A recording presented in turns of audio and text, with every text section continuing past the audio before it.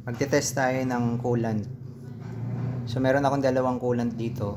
Yung una yung Delo XLI na coolant, tapos yung isang coolant na nabili ko sa Mr. DIY, yung Getsun na kulay green din yung coolant na to. So ite-test natin kung yung dalawang flat sheets na to ay hindi kakalawangin pag tumatagal.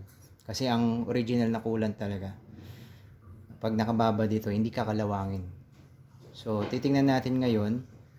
So after ilang days, babalikan natin siya. Titingnan natin kung kakalawangin itong iron na to, yung flat sheet na iron. So lalagyan ko yung una. Yan, so Delo. Nabili ko to sa Caltex.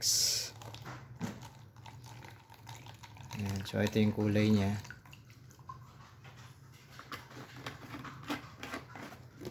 Neon green. Tapos itong Getsun,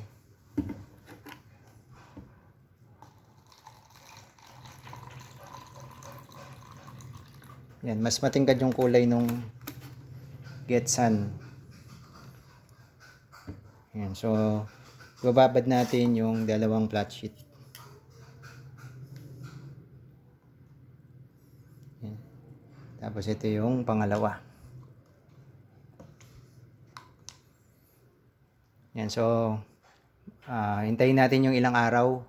Titingnan natin kung hindi kakalawangin yung nilagay nating flat sheet na iron.